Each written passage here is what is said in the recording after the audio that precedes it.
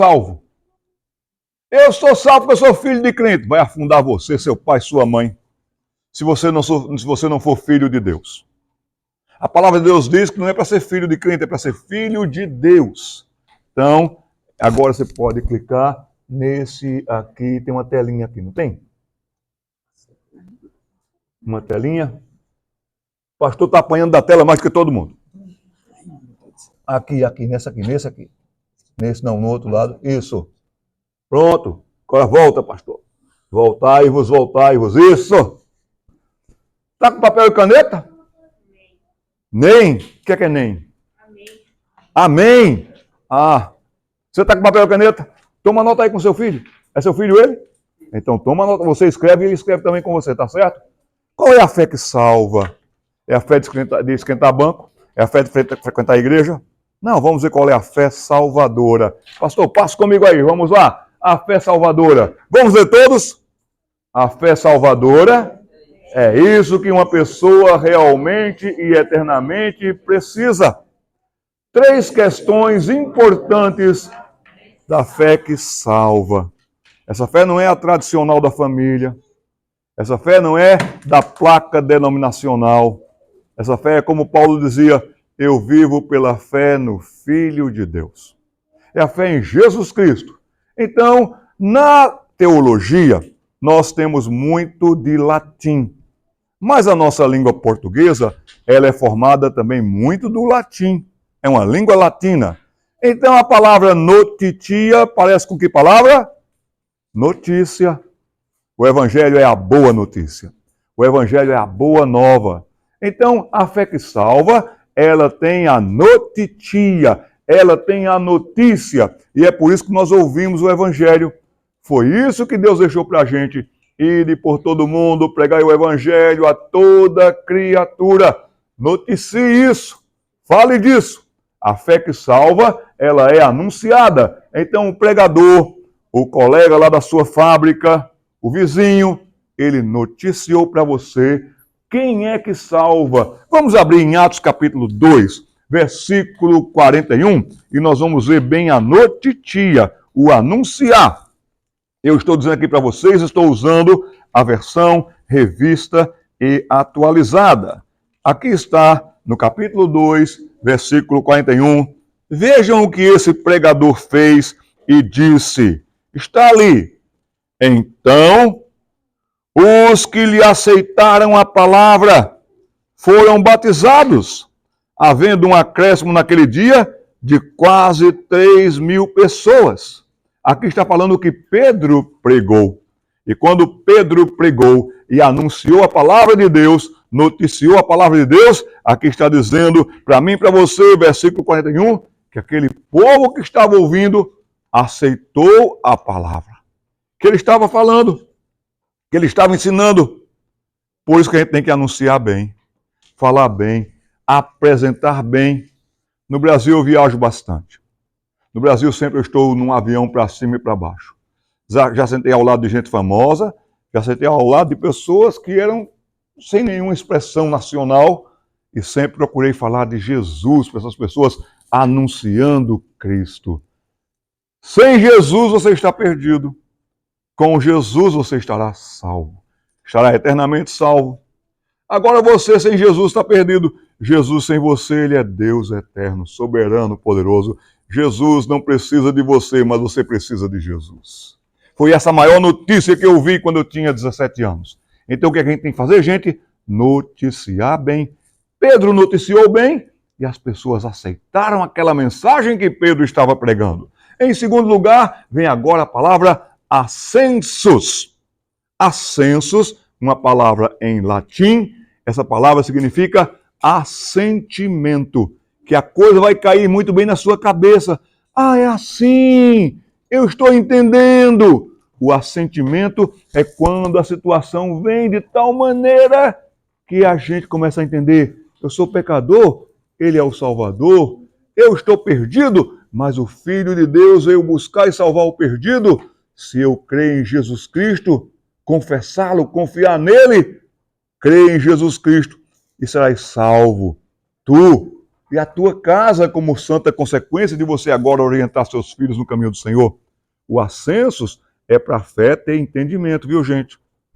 Cuidado com alguns pregadores por aí afora, que você chega lá, não entende a mensagem, é barulho o tempo todo, é gritaria o tempo todo. Sabe o que é que a gente deve ter, gente?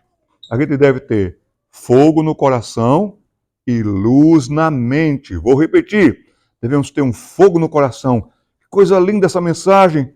Olha, enquanto ele fala, aquilo vem aqui aquecendo o meu coração de alegria, de esperança.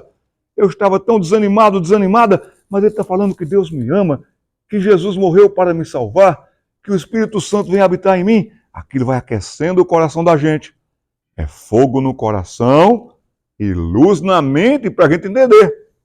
Se a gente inverter as coisas, já pensou? Fogo na mente.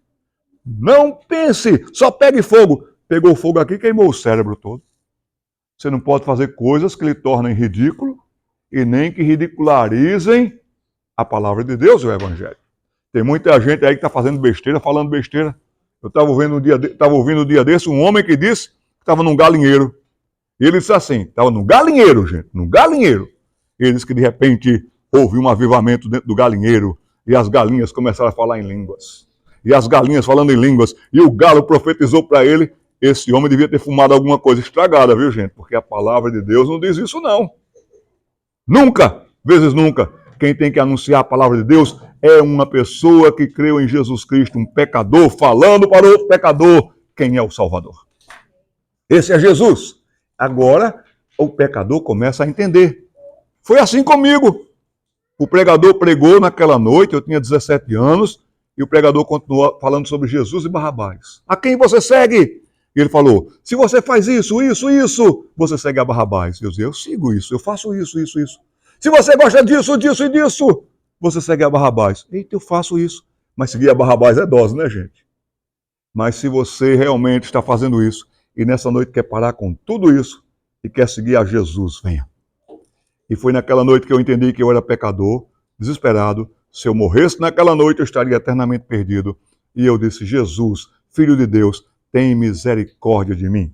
Está ali em Atos capítulo 2, versículo 37.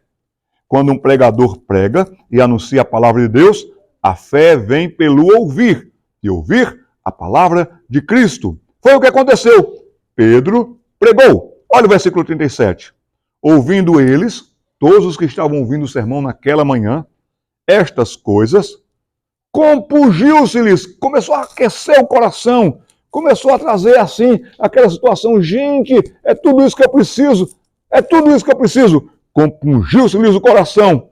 E eles perguntaram a Pedro e aos demais apóstolos, que faremos, irmãos? E agora? E agora?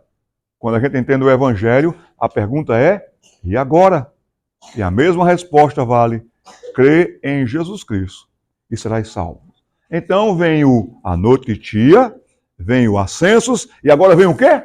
A fiducia. Fiducia é a palavra fé em latim. O que acontece com a fiducia? O pecador arrependido, olha que verbo lindo ali, crê bem, crê certo, confia.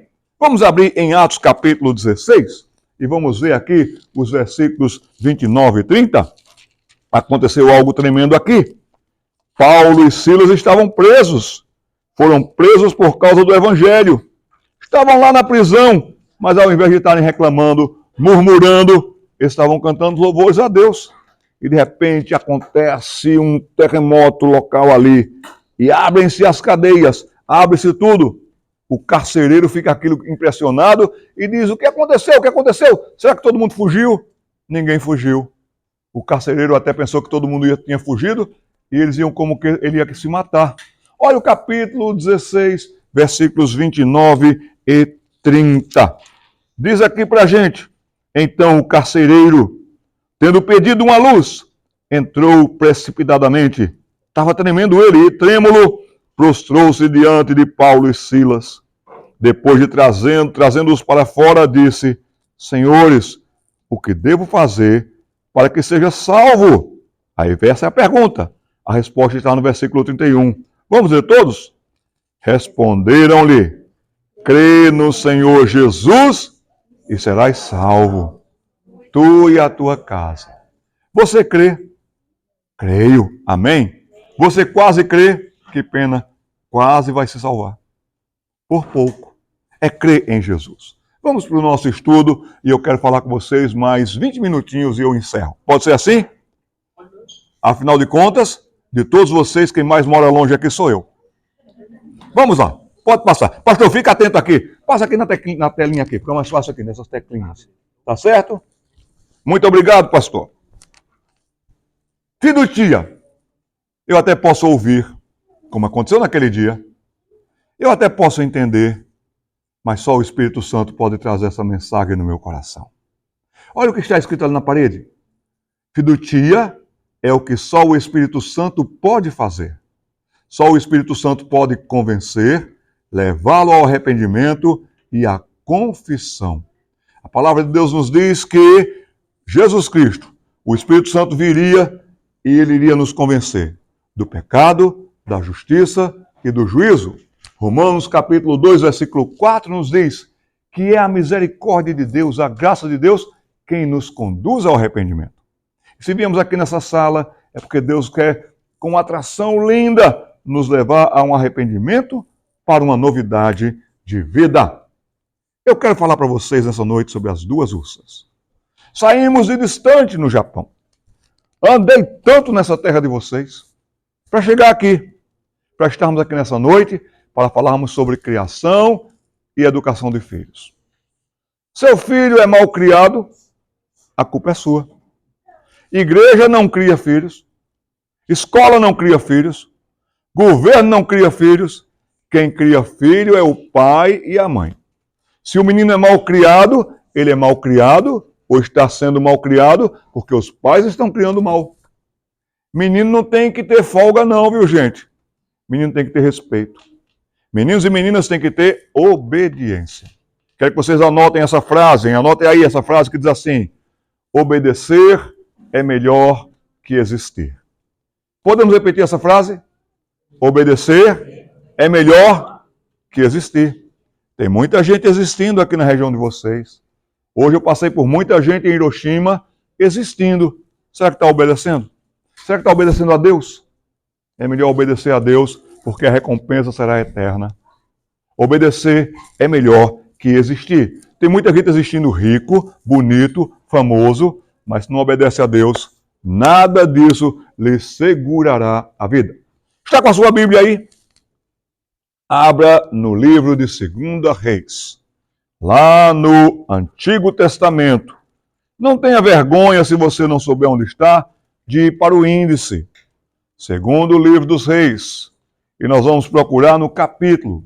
Quando você vir o número aqui na frente, antes do ponto, então aqui nós temos 2 livros de Reis na Bíblia. Nós vamos estudar o segundo hoje. Quando você vir esse número antes do ponto, é o número do capítulo. É o número maior que você vai ver logo aí, bem destacado. Quando você vir esses números aqui depois do ponto 15, é porque nós vamos ler o versículo 15. A partir do versículo 15. Você vai procurar. Você, quando chegar num pontinho aí 15 pequenininho, é a partir daí que a gente vai ler. Tracinho até 25. Então nós vamos ler esses 10 versículos. Deixa eu beber água enquanto você está procurando. Segundo livro dos Reis, capítulo 2, versículos 15 a 25.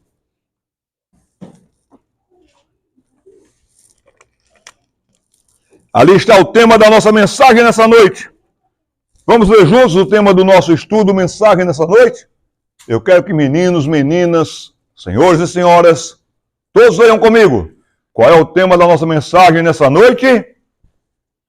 O cemitério está mais animado.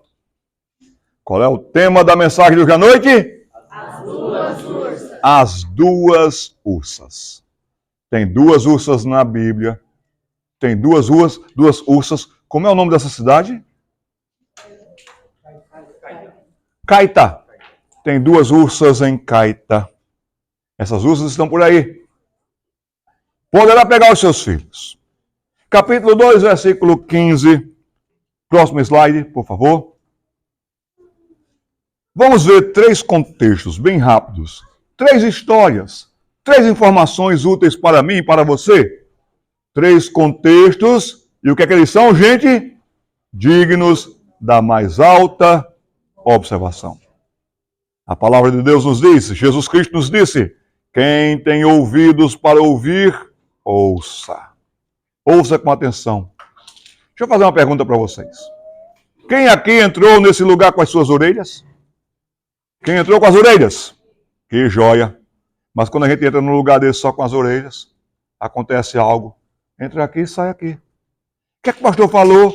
Ah, não sei. Então, ao invés de entrar só com as orelhas, devemos entrar com os ouvidos. Senhor, eu quero ouvir. Fala comigo. Se eu cheguei aqui nessa noite é porque o Senhor quer falar comigo. Então, ao invés de ficar só com as orelhas, olhando para lá, contando as luzes, não. Entre aqui com atenção, porque Deus vai falar conosco nessa noite. Na sua palavra, que é viva e eficaz.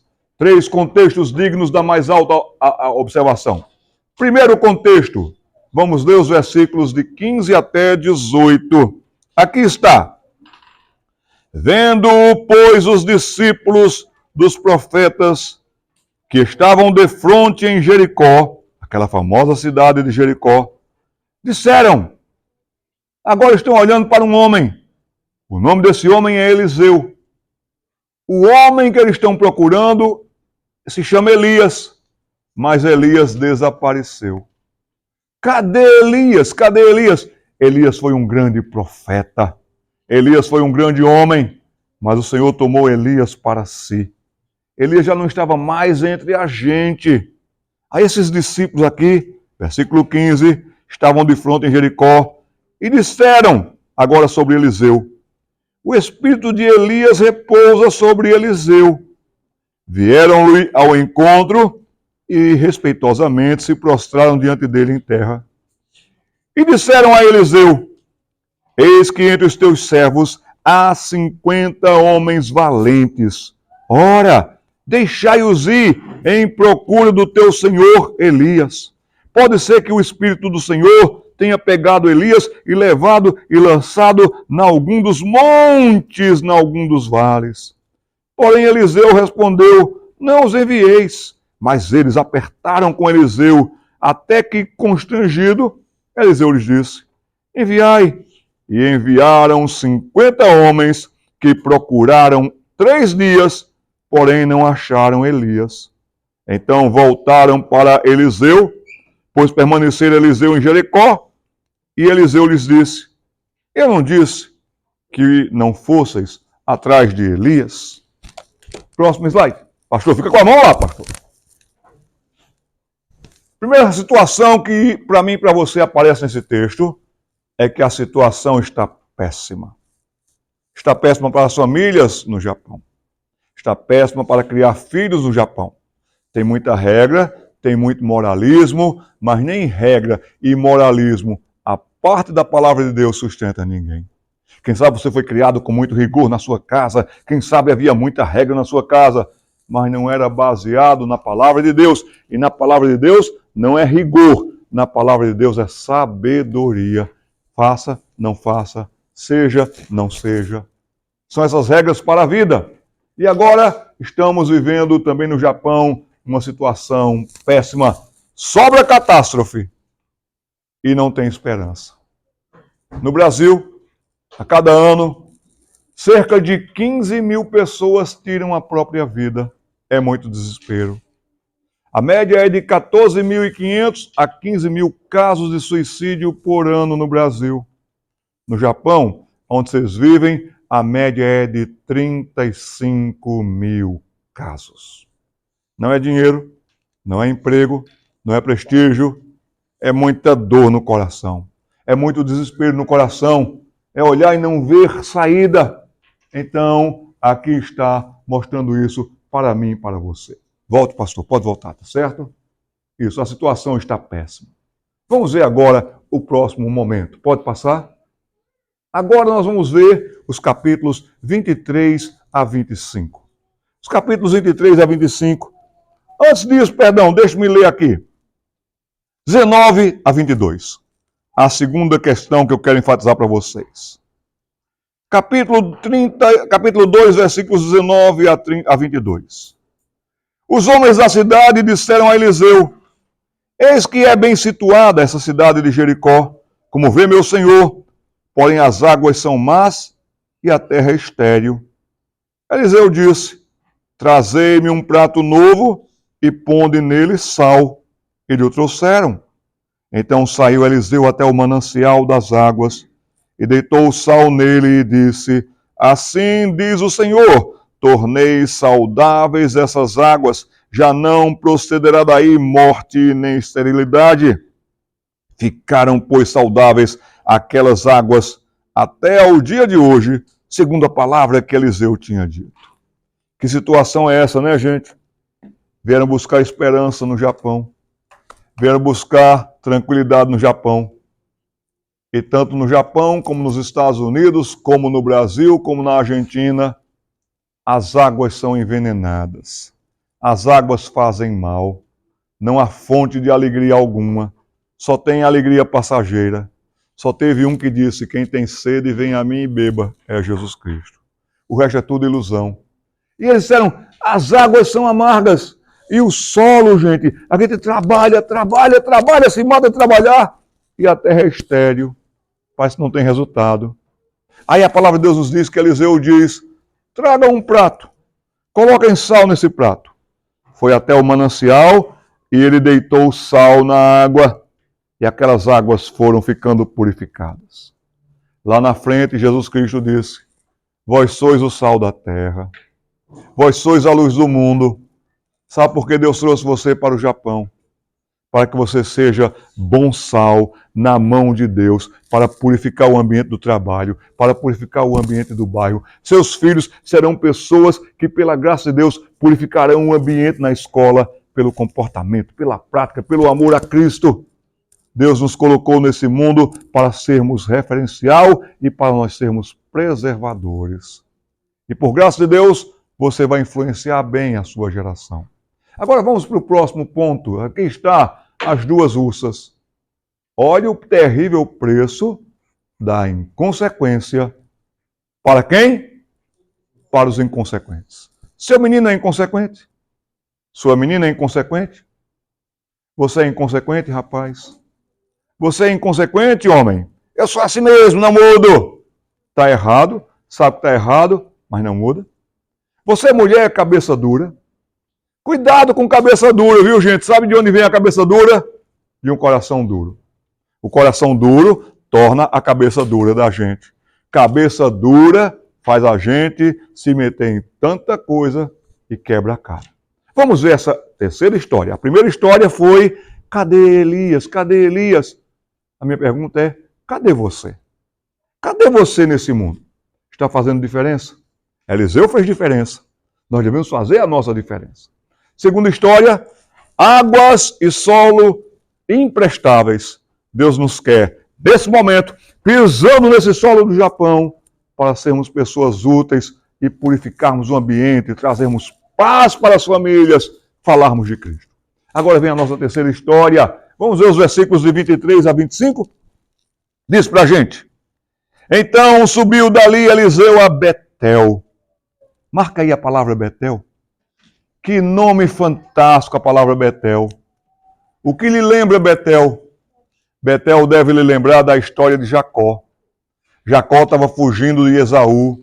Jacó chegou no deserto. Tudo escuro.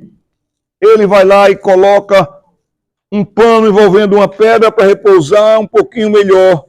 Se agasalha, está sozinho naquele deserto. Naquela noite.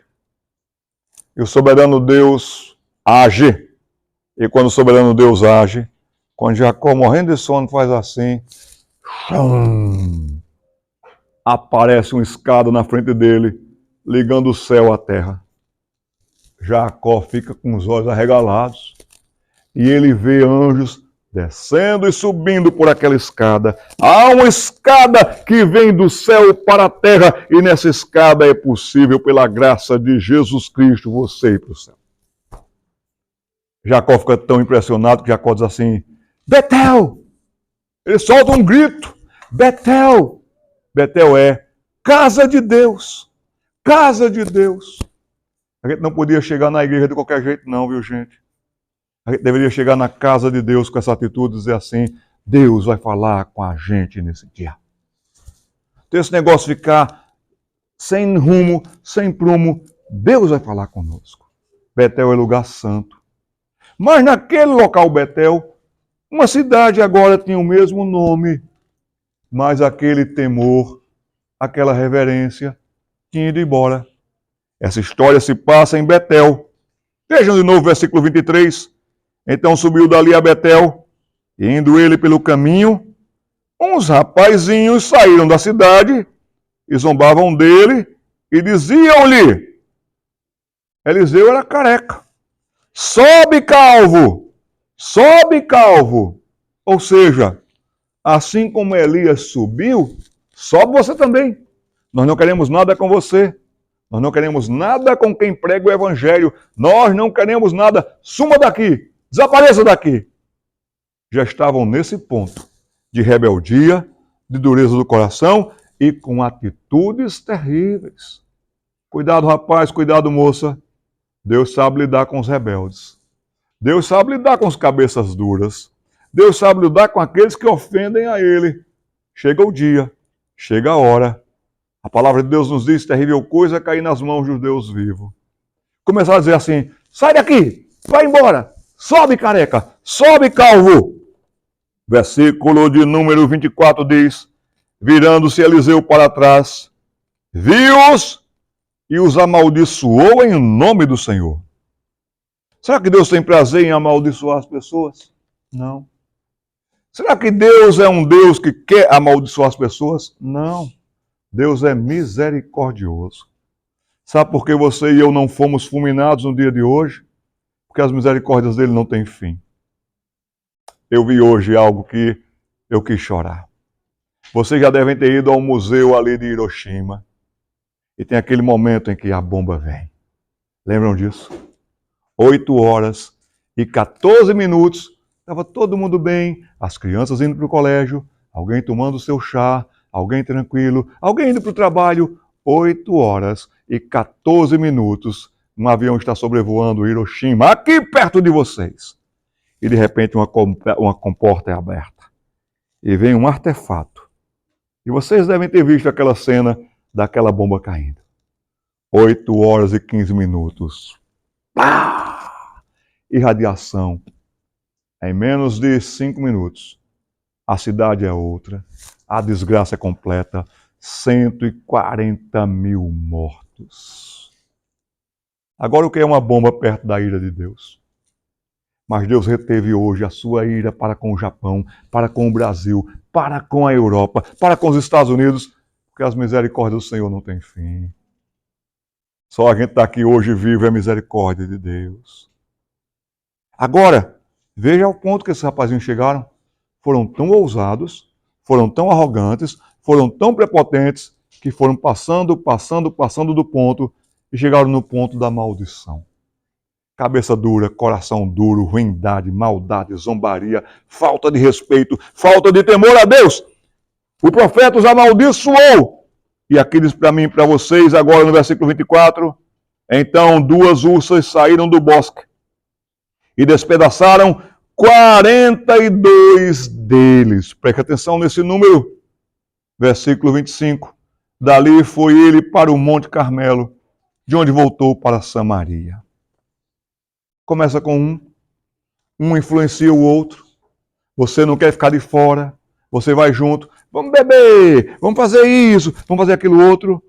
A palavra de Deus nos diz que foram 42 os que foram despedaçados pelas ursas. Nunca brinque com a ursa. Vocês têm ursas aqui por essa região. Uma ursa é capaz de lutar com lobos. 6 lobos e matar os 6 lobos. Uma patada de uma ursa arranca a cabeça de uma pessoa fora. Joga como a gente jogaria uma bola. Agora tem pessoas que estão indo para perto das ursas.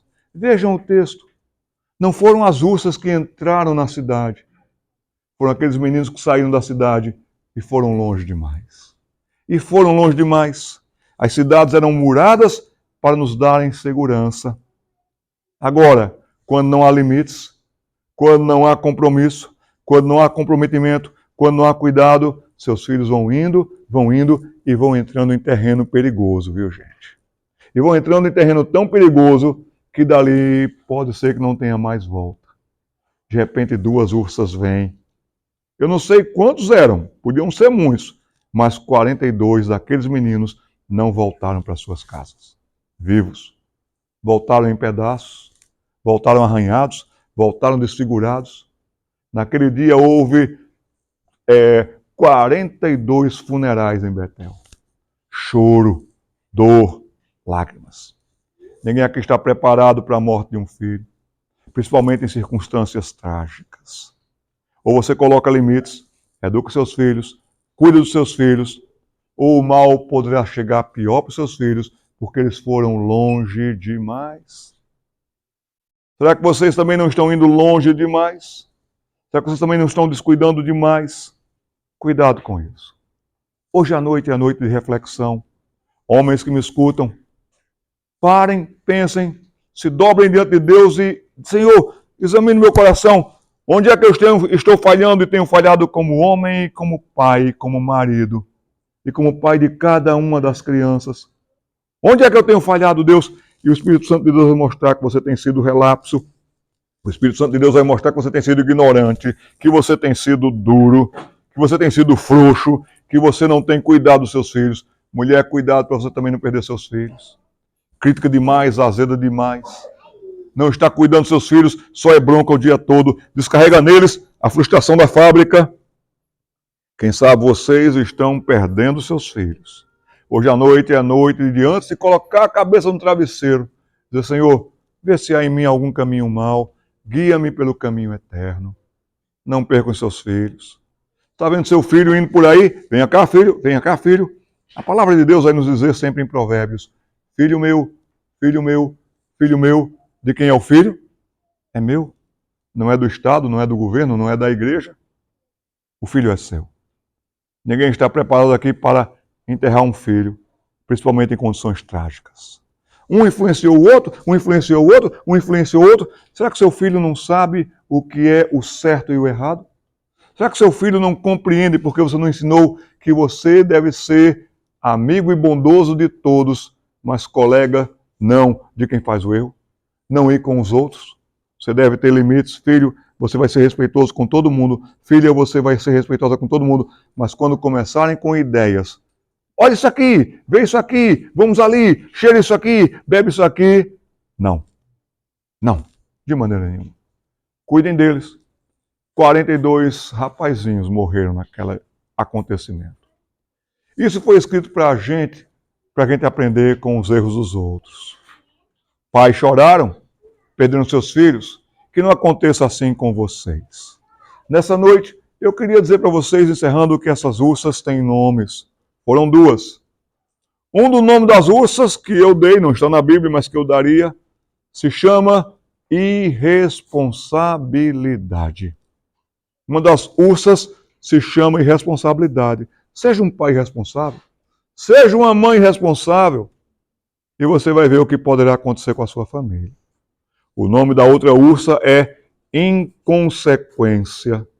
Seja um rapazinho e uma mocinha inconsequente, vá andar por aí, vá desafiar Deus, vá desafiar a justiça dos homens, vá desafiar as regras certas, e você poderá cair quando você menos espera.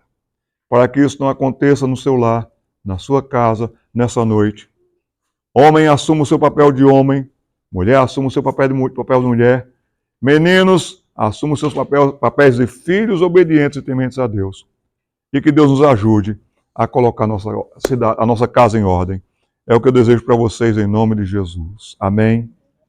Vamos orar? Senhor, uma história que aconteceu há tanto tempo atrás e ao mesmo tempo é tão atual também nessa região. Todo dia vemos gente arrebentada, quebrada, gente indo para a morte, gente que desiste da vida, gente que se entrega a qualquer coisa. Eu quero pedir que o Senhor ajude a família a se reunir. Se unir em torno de Jesus Cristo. da sua palavra, ler, aprender, obedecer. Ajude esses meninos a crescerem temendo e amando o Senhor. Ajude homens a serem homens de Deus, mulheres a serem mulheres de Deus, e que nós possamos viver para o louvor da sua glória. É o que eu peço abençoando esse povo que se reúne nessa noite aqui. Em nome do Pai, do Filho e do Espírito Santo de Deus. Amém.